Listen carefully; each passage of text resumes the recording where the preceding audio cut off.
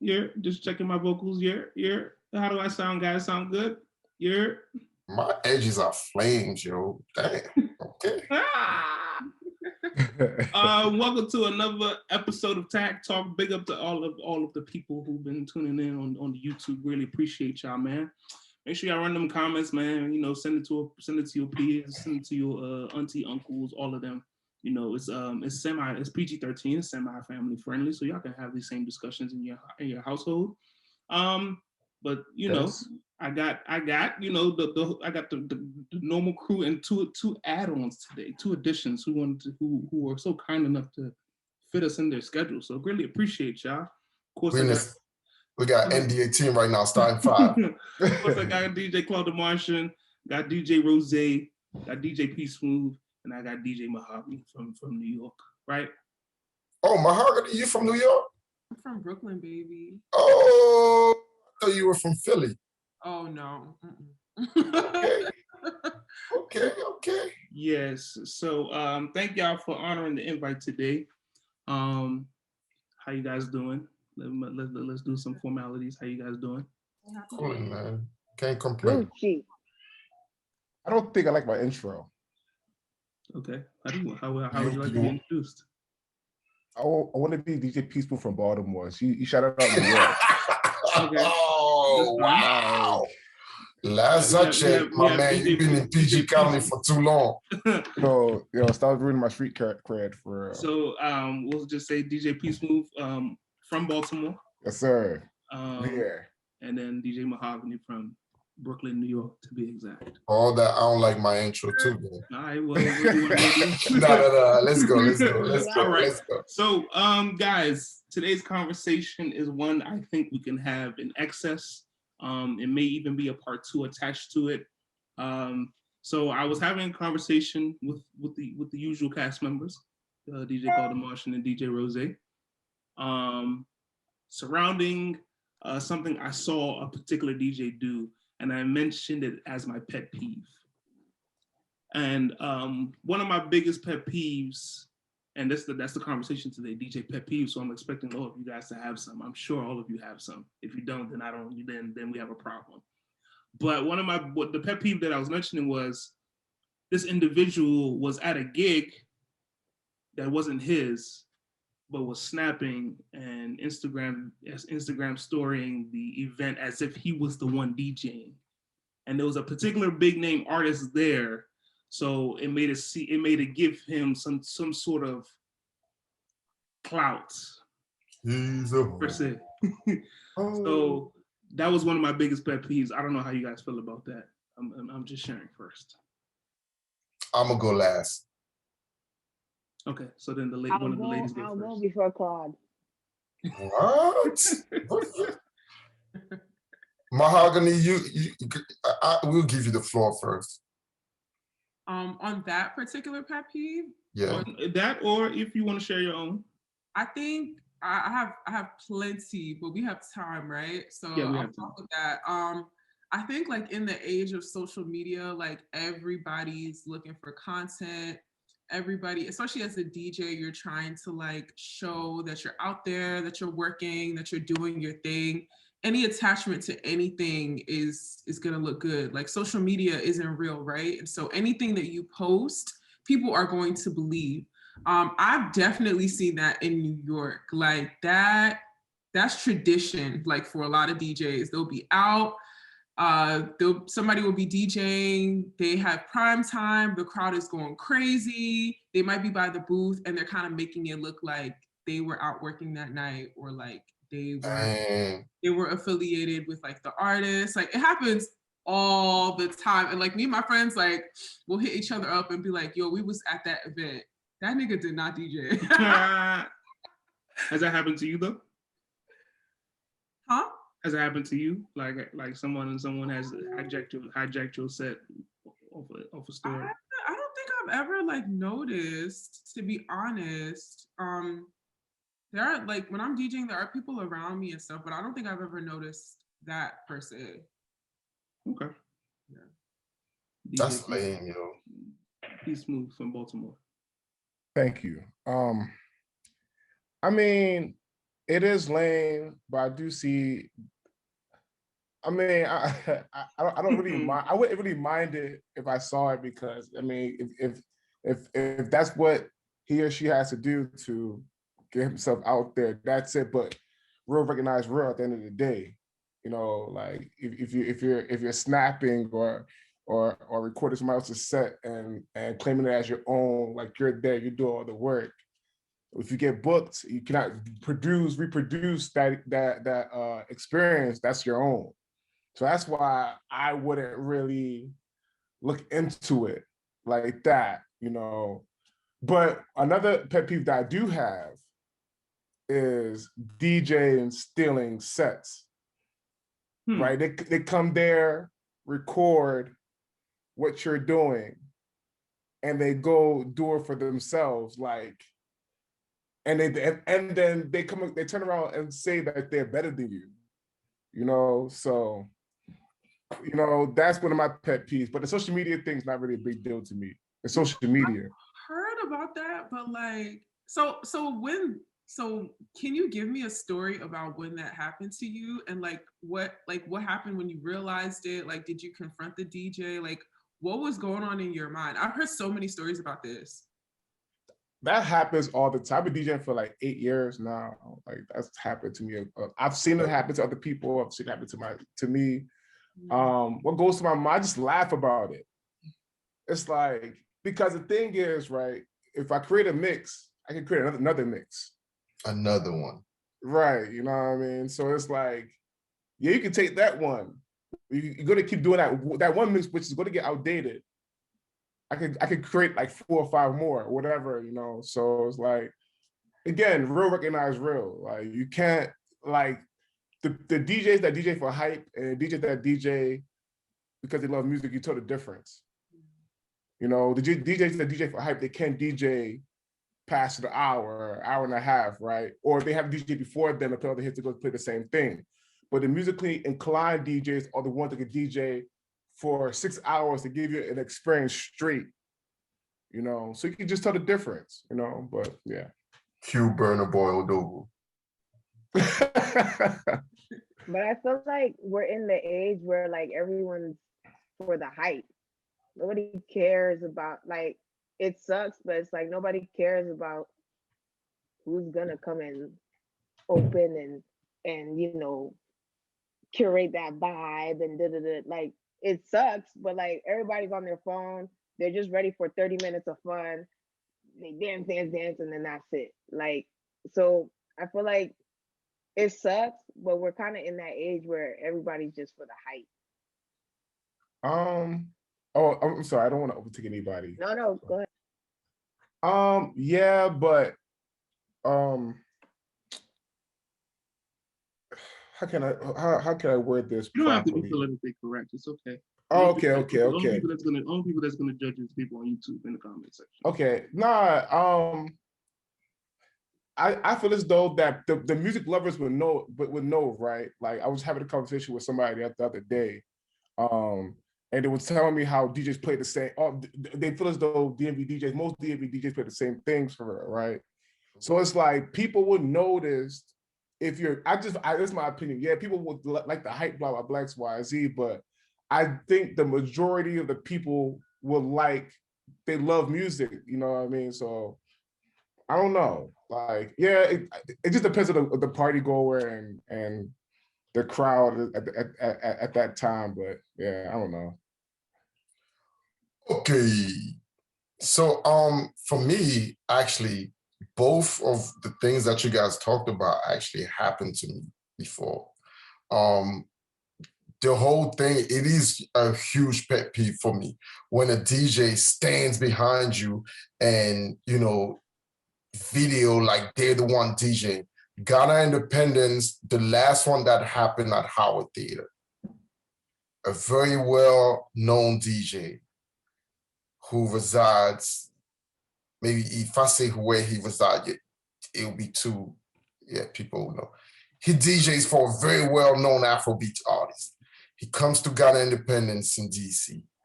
Is there with his folks, whatever, they party. The party gets dumb lit.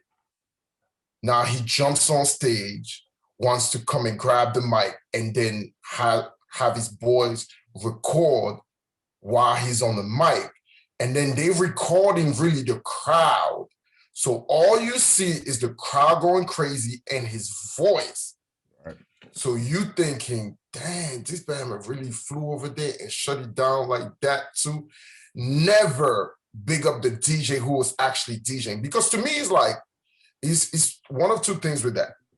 It's cool, you can record, that's fine, but at least give credit to whoever was, DJing, because I would do sometime. I get places and I record and I make sure I tag the DJ that's DJing at that moment so people know this is the dude that's playing the music. You know what I mean? Never did that. And then worse is, they literally, that post, the post on his page semi went viral. So the story was that he was in DC and he shut the place down. Oh wait, so he posted it on his page. Yes.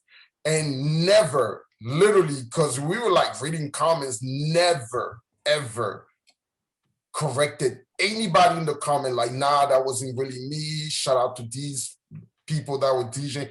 Never did that. I was like, yo. And I already didn't respect him from before anyway, but that's another story. And the whole thing with stealing mixes, right? Morgan State. Mm-hmm. I was there.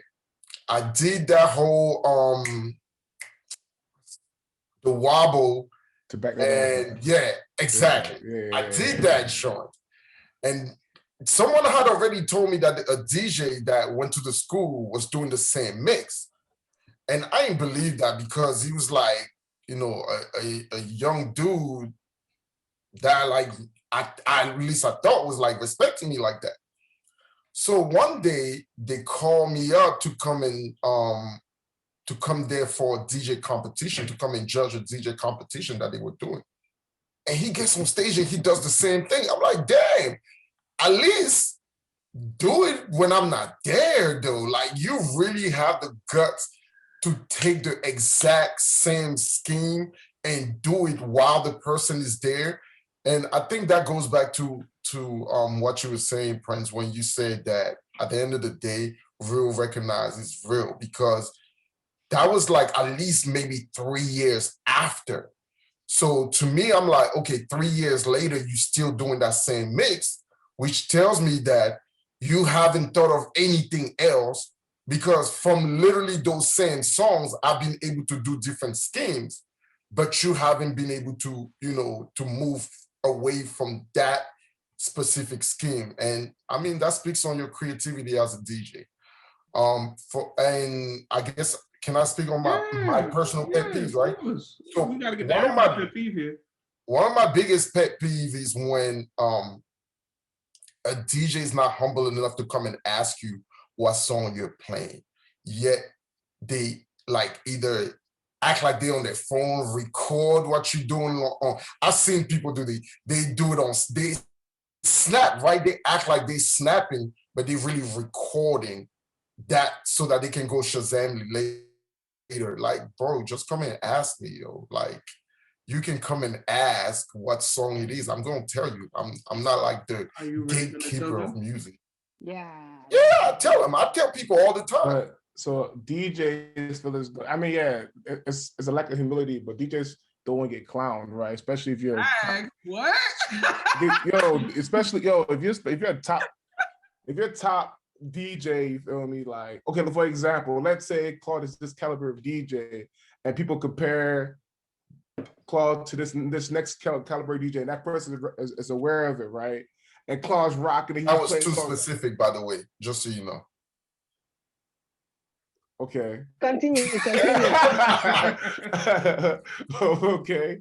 So if that big time DJ is hearing Claude and Claude's killing it, blah blah, he's gonna be like, yo, he's going for this though. I don't know no music for real. You feel me? So he's going Shazam the joint for real. You know what I mean?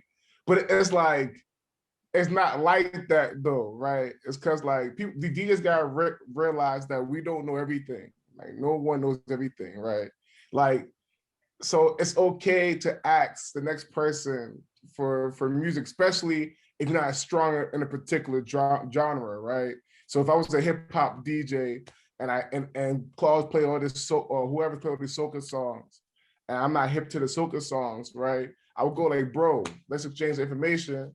I'm trying to get stronger in soca first. Nothing wrong with that. That's, you know what I mean? That's my opinion. But you just mentioned an approach. Most times people won't approach like right. Saying. I mean, because DJs feel as though they got to know everything. They don't. Yeah. Like I feel like some DJs try to son other DJs. Like, Fact. yeah, I helped that DJ place now that DJ knows mass soca is because of me. Like, okay, do you want all the accolades in the world? Like, okay, whoop-de-doo. Like some DJs will like even like asking a friend for a song, they'll try to hijack the song. Like, don't worry about it. Like some people feel like they own the whole Apple catalog or whatever. Like, I'm not gonna lie, I used to be like that.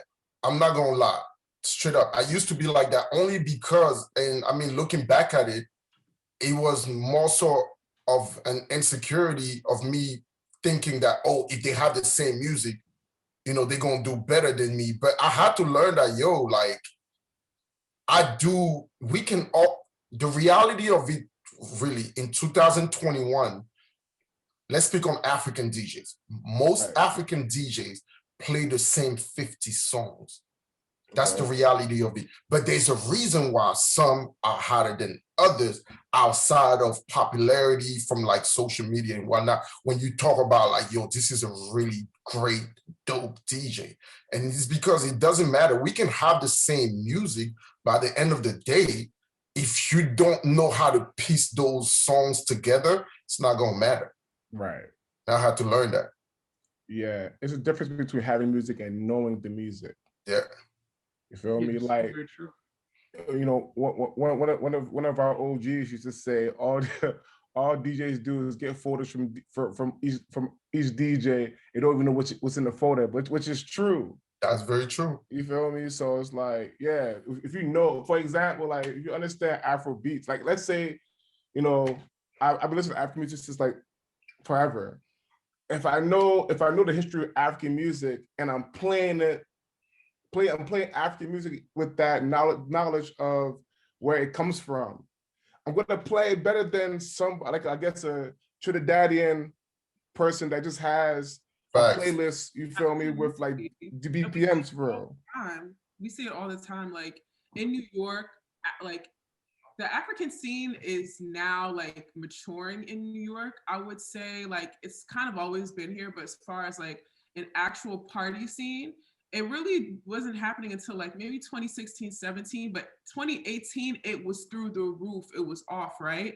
And so you have a lot of like these huge radio DJs who will come out to our events, and most of them are like Black American, they're Caribbean. So, you know, they're trying to pick up on the music, like, you know, they'll tap you on your shoulder. They'll be like, yo, what song is this? Or, you know, they might put their phone up. They don't have no shame. Like, they'll record it.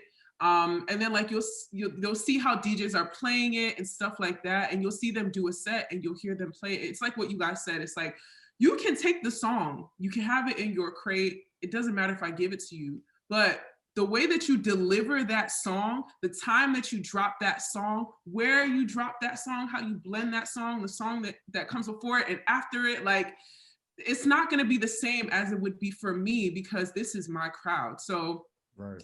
I get the pet peeve, but I definitely feel like at the end of the day, right? Like you have your own talent and like nobody is going to touch that. So if you give that person that song, like it doesn't take anything away from you. It's not hurting you. I'm sorry, this is a really random question, but you have your nails done. Is it hard to DJ with your nails done? No, it's not. You know what, when I first started, right? Like I remember this guy, he was an OG, he was mentoring me. And he made a comment and he was like, yeah, you know, female DJs now, like everything about them is more about an aesthetic. It's not about the craft. Like, I don't get how they DJ with long nails. I said, I'm gonna show you, okay? I'm gonna show you.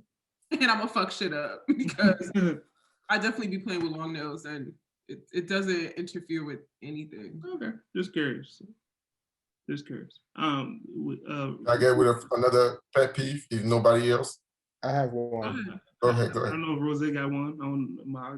Whoever want to go, just throw them out there. Let's talk about it. Yeah, go ahead. Go ahead.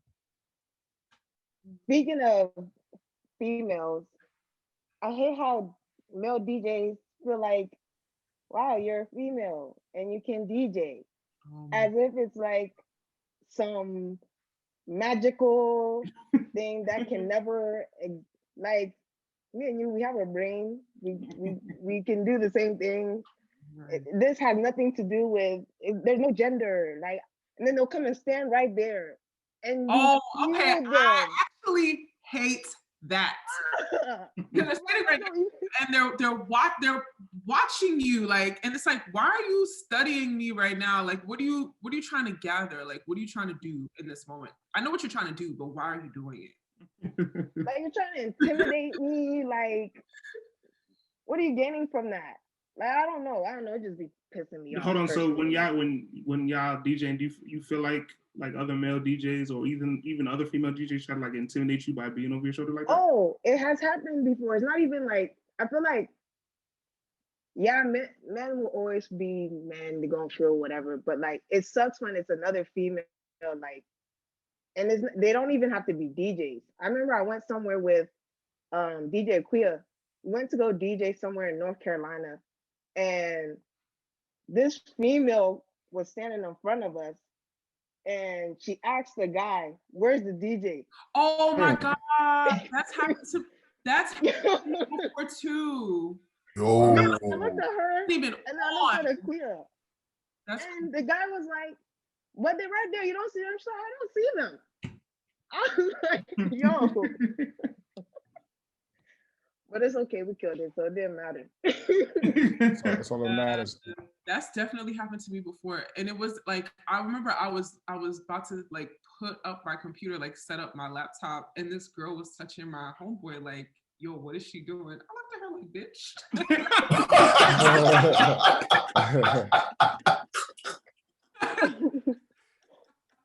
This is definitely going to be the snippet we put it on Instagram.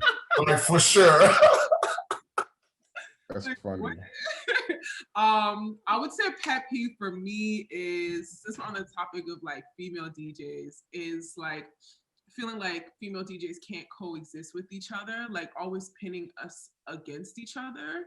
I remember one time I was on Instagram Live, and I was on my homeboys live, and like, it was like everybody's always chopping it up. You probably know who I'm talking about.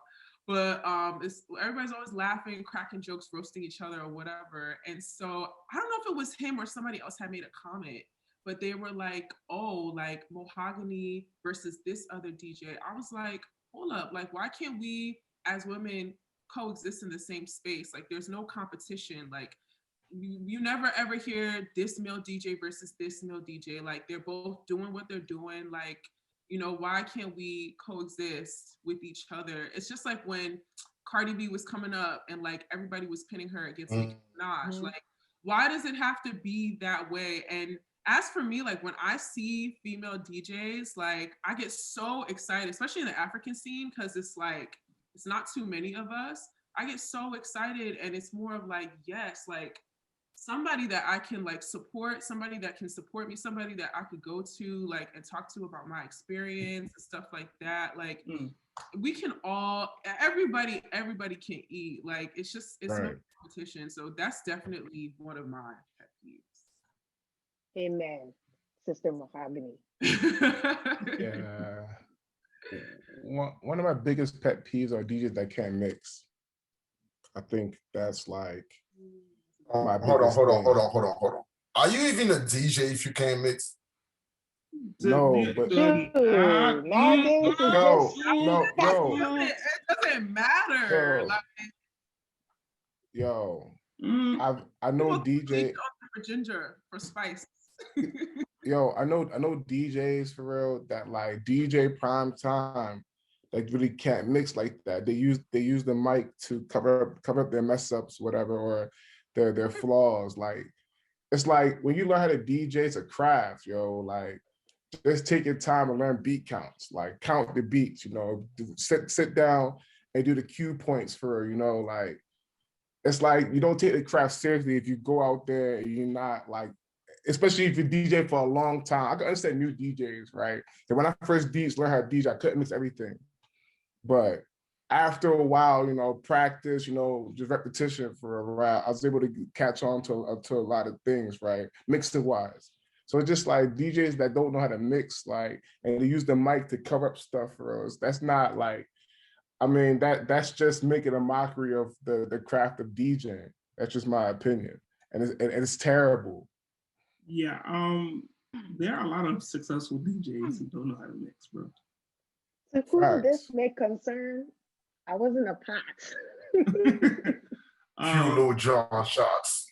There are a lot of successful DJs. There's a lot of successful DJs who don't know how to mix, but they know how to drop the song at the right time.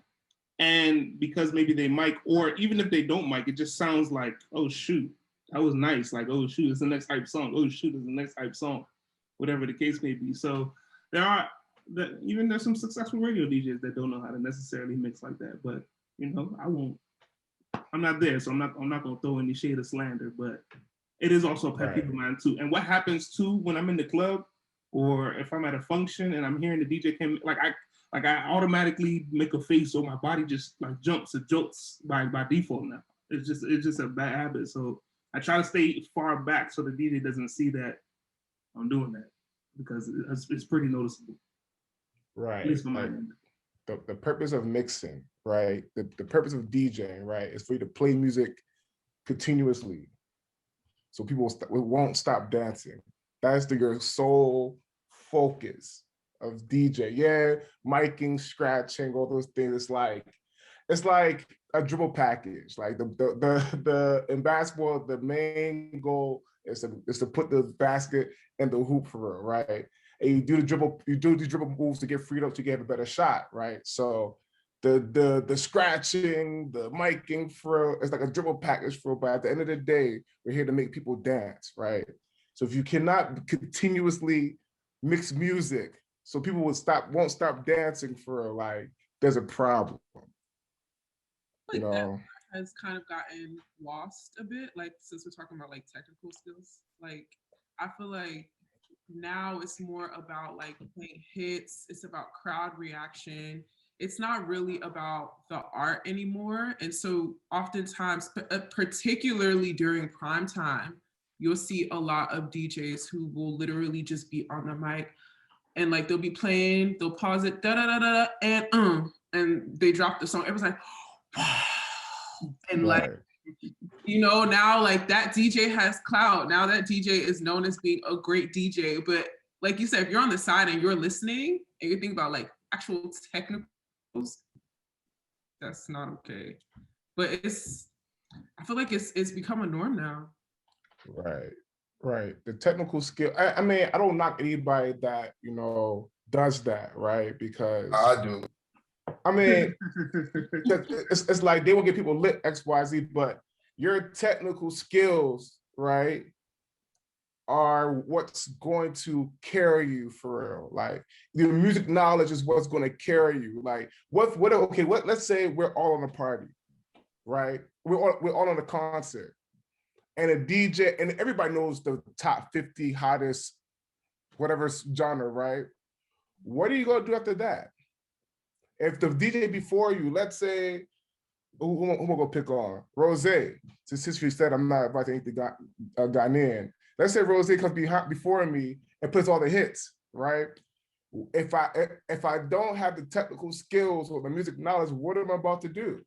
Well, you know, actually, that's actually one of my pet peeves, though. A DJ who thinks after they play all the hits that you're stumped. I feel insulted, I'm not gonna lie. I feel like you as a DJ, you come before me and you play all the hits. Name any hit that you can think of. Like you before even like maybe the super prime of the party. Yeah. You play all the hits, and I feel insulted when that, like, anytime I usually go out of state to DJ. that happens to me constantly, continuously. Like they right before I get on, they want to bang out all the hits, and then they just like, to me, it's just like you just kind of insulted me a little bit, because I'm just like, I'm about to make you my son. Back to what Rose was saying, that, you know, some DJ will son. I'm about to son you now, because I feel disrespected that you think that I'm just going to rely on these hits in order to keep the party going. And then after, you know, I come on, thank God for good DJing skills and being taught by some of the best OGs. You know, I survive, and then they come back on the struggle because they have no other hits to play. Right. They already wasted their hits. So that's one of my pet peeves too. Like trying to like show off early and then biting you in the ass. Playing hits early is like it's foolish. Having sex without turning the other person on. Wow. Hey, wow. That's true. I mean, I've always said DJing is like having sex. I've always said that. It is very true. You've always said that. So could you imagine you go in there? No, quick. I don't know what that is. You're gonna be mad. You're gonna be mad. Straight sandpaper.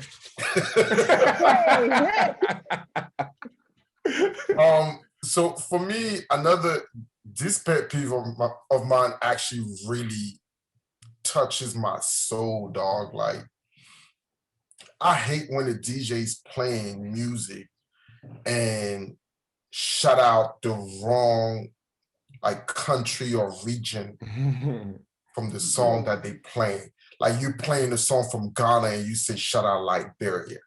You know what I mean? Or you playing the song from Jamaica and say shout out Trinidad.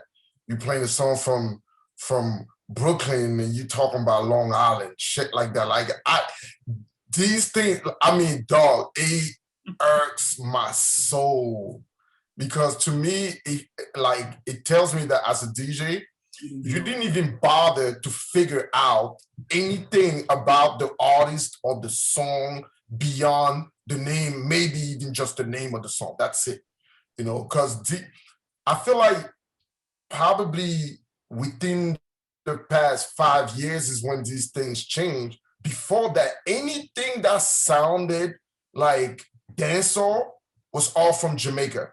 Like, they'll play, I remember back, you know, when they first started playing African music inside of, you know, mainstream club, the number one song they will all play, Flavor I Shout. And then they will be like, oh, big up my massive, my West Indians. It's like, nigga, what? This song is not from there. You know, and that song was like a soca song. Like, they thought that was a good song. You see? That's my thing. Like, as a DJ, I feel like to the bare minimum, you gotta go a little further, especially if it's a hot song or a song that you're not, because obviously when music that you're not really familiar with, you're going to play something that you heard somewhere else and you know for a fact that it's a hit. So to me, at the bare minimum, figure out where the song is from. Like, you know, even if you don't know like the exact place, but don't big up a song from Africa and big up the Caribbeans. You know what I mean? Like, at least say, you know, shout out the Africans. If you're gonna stop there, cool. But yeah, so that really irritates me. Well, my international folks, that's cool too. You said what? You know, if you're not sure, if you're American, international, right? My international folks, it's gonna hit somebody. Someone's gonna raise their hand. You know what's so crazy? That happened when we was all in ATL, when we went to that hood ass club. 1145. Shout out to 1145. Yo, that love that place, yo. I think Future Cousin was in there or something like that. That's what I don't know.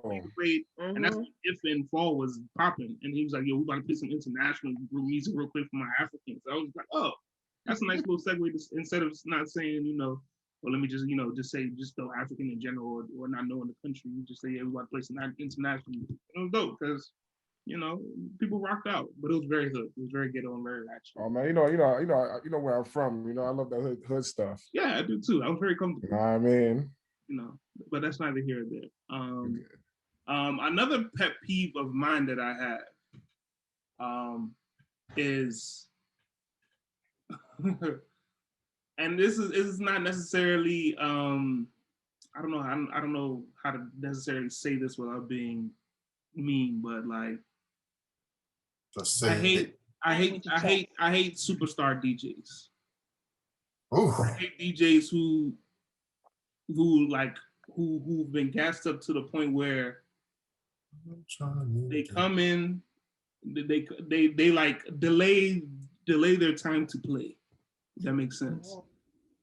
And come the gospel according and just come and scatter the whole party. And I'm just like, can I just add to that pet peeve? Because for me, it's like it go hand in hand. The superstar DJ, and then when they're done with their time, then it's your time. You killing it. They're like, yo, let me get 15 more minutes. Let me get 2 more minutes. Oh my God, bro. That happened to me in New Jersey. Ha. When I went to that little what's that joint? Barcode joint? Yeah, it happened to me for real. I was playing for real. And then they was like, yo, let me touch it for 15 minutes. Let me just touch it. You know me. I got it. I did my job. You see the crowd. If I don't do well, that's on you. You feel me? You know what I mean? I'm not an easy person to come play after. You feel me? I'm like, if you want to come do that, come do that for real. Yo, let me just touch it. I'm like, okay, cool. So how do you do after you? You know. Okay. You know, you feel me? The thing is, right? So it like that joint. I hope I don't get fired from doing that joint, but whatever. But it's like the way it is. You got to play all African music for like 90% Afro-Caribbean, 90%. So it's like, yo, and you know, each DJ, yo, they try to like prove a point. Like they try for the all-star team. Like, yo, my hour about to be. So I'm like, bro, like when I walked to that door, I heard like Cash App. Like this was a couple months ago too. Like when I walked in, I'm like, dang, you know. So it's like, you know, me, you know, because I have the proper. I just watch, you know, Claude and Sam do DJ for a long time. I kind of know there's more African music. I've been DJing for a while now. It's kind of more African music than the things that we're playing now, you know. So yeah. Made it a long night, essentially. Huh? Made it a long night for that individual, essentially. Yeah. I mean, hopefully. So after they 15 minutes of touching it, do you get back on? Yeah, I did actually. I did. I didn't want to, but I did. I actually went to go hide. Right after I was done, I went to go hide for. I see people running around. I'm like, why are these people running around for? So yeah, I went back on for another like 30 minutes for something like that. But do the theme song of Superman. Yeah, but you know, if anybody, all the DJs, you know, much love, no shade, you know. Yeah, I figured them say that. But you know what's so crazy about you getting back on? Because Claude gets on me about this all the time. Like, he was just like, yo, you don't need to save the party, bro. You've already done your part. Go away. You know what I'm saying? Don't get back on. Don't get back on. Like, there's no point. Like, you can't keep coming and saving these parties after they have this superstar DJ, and then they're not compensating you or treating you like you're supposed to be treated. I was about to literally say that. Like, my pet peeve is when they ain't trying to pay you and they just gonna run and hide as if we don't know where they live. Like, bro, like you said this amount. I didn't even say you said it. And when it's time, story. Like, somebody dropped a meme like that this week where The Weeknd, you know how he was running through the matrix? Like, when the DJ is looking for the promoter after their set, I was in fear because I was like, yo, this is dead me. Like, why am I searching for you? Why am I texting you, like hitting you up, trying to figure out where you at to pay me? You know what's up? Like, I really, really, really, really hate that. Like, it's so irritating. And then I feel like just communicate with me. If you can't pay me tonight, bro, just let me know. If you can't pay me like on Friday, like let me know. I get the whole like bar tab, like you getting the check from the venue, blah, blah, blah, blah. Just communicate with me. Like, I mean, at least if you're communicating with me, but at the same time, like if you're gonna book me, you need to pay. You need to pay me. If you're not gonna pay me the same night, you need to let me know. Promoters' communication is at an all-time high when they need you. Oh, absolutely. 100%. After it, they don't know how to communicate anymore. They've lost all ability to, communicate. Which is very confusing because they put all that energy into promoting the party, and then when it comes down to money, everybody has cotton mouth. Facts. Which is it's a epidemic. It's a disease. And a pandemic, right? Right. It's stupidity can't be cured. It's just that don't make sense. Like if a promoter has a business, they would expect. What if the venue doesn't pay them their money? How would they feel? Exactly. Can we really talk about this for real? Because it's really bothering my soul right now. It's really touching me because like some people I absolutely will not work with anymore just because of the track record. Like because you don't pay me. It's always an excuse. You don't pay me. Well, if you're not gonna pay me, do not ask me to DJ for you. Period. Like you're not gonna pay my rate. I'm not gonna DJ for you. Like if you're not communicating with me and talking to me, there's no reason for me to be DJing with you because I know when you want your money, you want it now. I want my money and I want it now. Oh yeah. Cue Young Dolph preach. Yeah. Yo, stop doing that.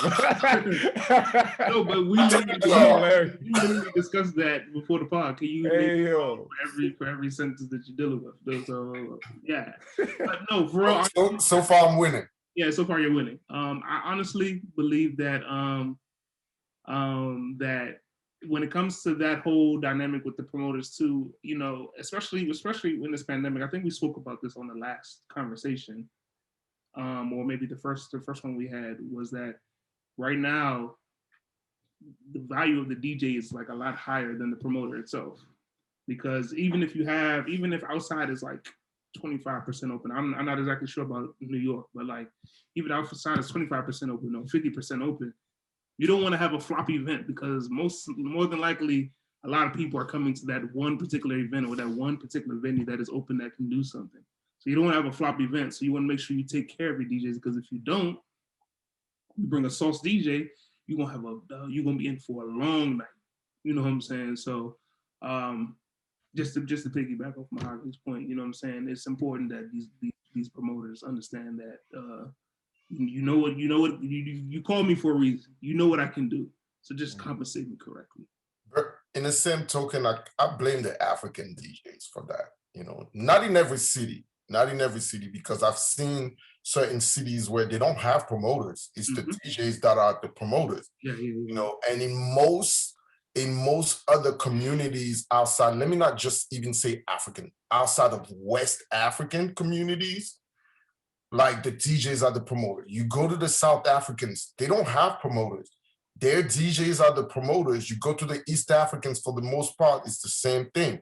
You go to the Caribbeans, majority of the DJs, I don't personally know a Caribbean DJ that doesn't have his own two signature events. You know what I mean?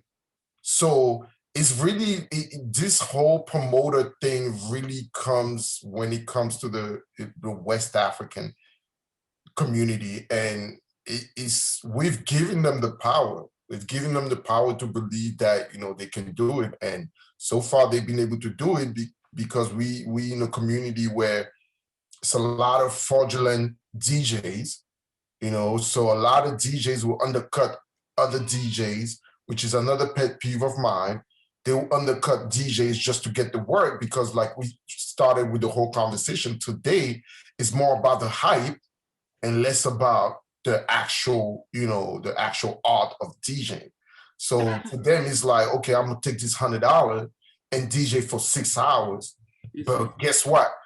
As long as I get that 15 minutes where the party is lit and I cast on social media, I'm good.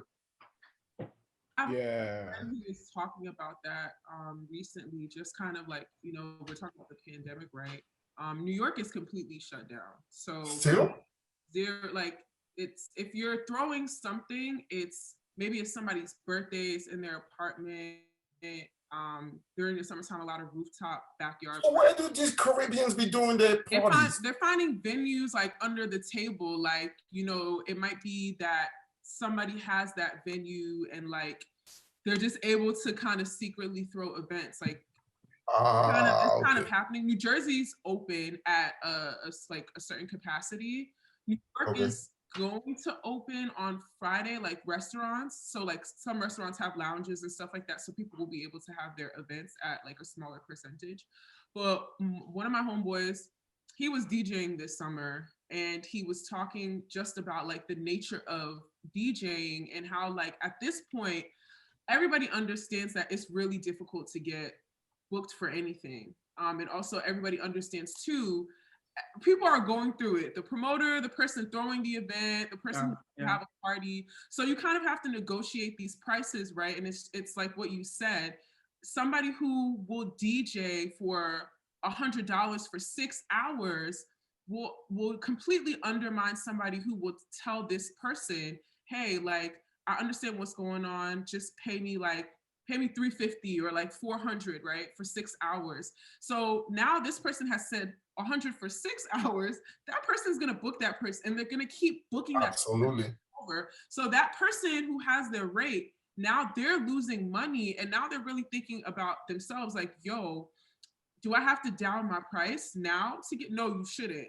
And so like that was something that happens. I heard from a couple of DJs that happened this summer, where it was a case of like, I gave you my rate, you went and asked this other DJ. Now now everybody in the community knows that this DJ is charging this rate for such a low cost. Now it's affecting everybody's pocket. Yeah, that's a fact. Yeah, but in the long run with that, to be honest, it's gonna bite that DJ in the ass. You know what I mean? Because, and I've seen that happen plenty of times where, yeah, you're gonna get work for a little bit, but after a while, you're gonna realize, because first and foremost, if you're worth $400, you're not gonna take that $100. Let's start from there. The only DJ plus your equipment. Exactly. No. The only DJ who's going to take that $100 is the guy who doesn't have the talent to get up to that 400. So guess what? He's not going to be able to carry these events to where the promoter needs it when it gets up there. So the promoter is going to find himself having to go back to you now. Yeah, the promoter might tell you, all right, just come and play for an hour. I'll pay you $250. I'll take that $250 for an hour. But now you, the DJ, you come there and you playing 5 hours for that $100. I'm coming there and I'm playing for an hour and I make $250. And you're going to hear about that. So you're going to look dumb, and you cannot go back to the promoter and say, how come? Because he's just going to look at you and say, well, you said the $100 was cool, so it's going to bite you in the ass in the long run. Right. And you're going to get tired. You're going to get tired of it for real. Like, it's going to be put a time. So long you can take that low pay. Right. It's going to be put a time where you want to, everybody grows. As we get older, we have more responsibilities, right? So when you're asking for a pay increase, they will be like, my guy, what are you talking about? You know what I mean? Then so I had another point, but I forgot. So I lost my train of thought. Because we about to round up here. Greatly appreciate you guys for joining the conversation. So before we head out, I wanted to give you guys a Peace Move from Baltimore and Mahogany from Brooklyn, New York. Just wanted to give you guys at least some time to plug yourselves, tell us how you started DJing, and where they can find you on the socials. So ladies first. Prince. The good one. So I have to do it. I have to do it. What'd you say, Mahogany? No, I said Rose can go first. Oh no, Rose's a normal on the show, so you the guest today. So we gonna get you first, and then Prince next. How I started? How you started and where they can find you on socials. I started DJing in 2018. A lot of people thought it was a joke. Because the same thing. I used to be out partying. I was in the sections doing my thing, you know. I was in the sections. You know, hustling. Popping bottles or whatever. You know, on other people's dime. But like once I was able to build relationships, get mentorship, really just like enhance my skills. I put myself out there, and I've just been really blessed, man. It's been an amazing, amazing ride. As far as where you can find me on Instagram at DJ Mohogany, MOHOGANY. How'd you get the name? Long story. But I'll make it short. It was supposed to be my stripper name. Got you. I was in college, but City Girls 1. I bailed out, and so when I became a DJ, and everybody was like, "Oh, what's gonna be your DJ name?" I was like, "You know what? Let me just use Mahogany. Like, I never used it, so." Got you. Nice. And you said where can they follow you on socials again? On Instagram. Do I follow you? DJ. I hope so. DJ. I don't think any of us follow you actually. And then I follow her. Twitter. I mean, oh yeah, Rose. Yeah, because Rose reached out to you. Yeah, she follows me. That's my girl.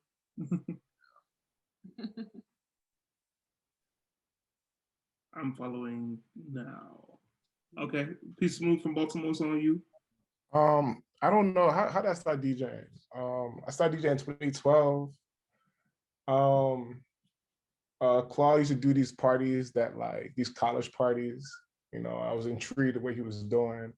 Then when I got to Frostburg, I met DJ Earthquake. You know, he was the popping DJ on campus. I was like, yo, when I finish doing what I'm doing at the time, I was doing some stuff. Yo, I'm gonna come holler at you. And then, you know, he gave me my first controller and my first folder of music. Then I joined Tag Sales to be I joined the Tag Sales as a web developer to make the website. That's how I got in. And I just finessed them, teach me how to DJ. And yeah, I'm here now. You can follow me at DJ P Smooth without the E. Without the E. Do I follow you? I mean, I hope so, bro. You know, I've known you for a long time. Oh, but we're not social media kids because you unfollow. Don't mean we don't fuck with each other, right? So yeah, we have each other's phone numbers. Right, we have each other's. We cool in real life. It's like, nah, I don't unfollow people. I was saying that earlier. I didn't. Yeah. Oh. If you block somebody, that means that person won. The other person won. That's the saying. Oh, the person that blocked you won. Yeah, no. If you block somebody, yeah, no. The person that got blocked. Yeah. Won. Yeah. That's right. Mahogany, how was that OK Africa Davido joint? It was amazing. Was it really? It was amazing. Like, I felt like I had an outer body experience. First of all, that event was packed. I think that was during the pandemic, though. No. It was before. This was 2019. I could wait. That album came out in 2019. Yeah, a good time. Mm-hmm. Oh snap! Wow, yo, this pandemic really screwed me up, yo. Yeah, like we missed like a whole year, and it just like messed everybody up. But no, that event was so lit. Like it was amazing. I love OK Africa events because it's a different type of vibe. It's a different crowd. It's not like your traditional group of like Africans that be coming out to our parties all the time. It's like Africans who really don't get to go out to parties much, and like they come and they just want to vibe. Like it's no sections, no extra stuff. Like they just want to dance. They just want to move. You can play any type of African music, like it's just amazing. Kwaku, I know we got to wrap up, but I just got one more question for her. Sorry. Mhm. So, do you think that being a DJ in New York to a certain extent give you an upper hand in the market of like African DJs? I think I think so. so. I think so because New York is a hub, one. Two, a lot of the events that are thrown, the promoters have like great backing. Like, so the type of people that walk through those events, who come through to those events, like a lot of artists, actual artists come out to those events. Like, not even like they've been booked. Like, there's a event called Afrobeats and Brunch. Like, there's been so many African artists. Remember one time I saw Pato Record like rolling up in a section with one of my friends. Like Afro B was always in there, Burna Boy was in there, Davido was in there. Like they just pull up. And so Wow. those types of events, like that really does help us as DJs and help promoters like get into the market. And also too, like these promoters who are like Caribbean, when they come out to our events and they see us DJing, what was happening in 2020, the beginning of 2020s, you saw a lot of Caribbean and Black American DJs who were starting to book us for their events that they were curating that were African events, because they were coming to our events and they saw like how well we were doing and the crowds that we were pulling. So, Gotcha. yeah. Well, appreciate the insight. I hope that you honor another invite to come back. I hope you enjoyed your time here. Oh yes, this was so fun, y'all. Thanks so much for the invite. I enjoyed myself. Peace from Baltimore. You'll come back, right? Yeah, I'm like Godfrey on Vlad TV. I'm the constant, special host. Yeah, I was saying that you kind of don't have a choice because I only asked out of politeness because I asked Mahogany. So okay, cool. Yeah, I'm here. Yeah. Well, guys, this has been Tag Talk. Make sure you follow us at Tag Sounds on Instagram and Twitter. We are out. We will catch you guys next week. This will be on YouTube, of course. Tell a friend to tell a friend. We out. We will catch you guys on the next one. Peace and blessings.